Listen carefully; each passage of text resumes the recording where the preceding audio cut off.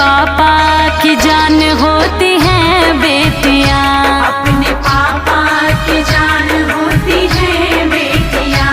अपने पापा की जान होती हैं बेटियां।